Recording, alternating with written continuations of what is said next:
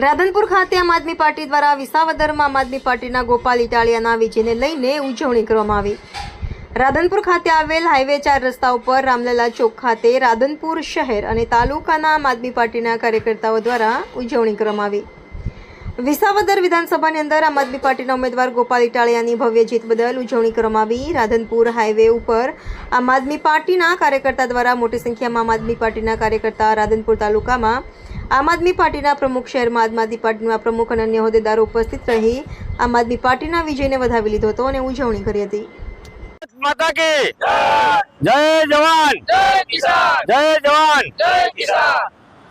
आज हमारे आम आदमी पार्टी માટે બહુ ખુશીનો દિવસ છે, કેમ કે જે કડી અને વિસાવદર વિધાનસભા પેટા ચૂંટણી હતી એમાં ખાસ કરીને તો જેના માટે આખી સરકાર હરાવવા માટે તૈયાર હતી અને ભાજપની આખી સરકાર જ્યાં 1 મહિનાથી સતત એક ગોપાલ ઇટાલિયાને હરાવવા માટે ખૂબ સામ દામ દંડ પર ખૂબ કોશિશ કરી, છતાં ખેડૂતો અને વંચિતોના મસીહા એવા ત્યાંની પબ્લિકે, ખેડૂતોએ, મજૂર વર્ગોએ ગોપાલભાઈને ખાસ આપ્યો અને ગોપાલભાઈને આજ જંગી બહુમતીથી જીતાડી અને વિધાનસભામાં મોકલ્યા છે।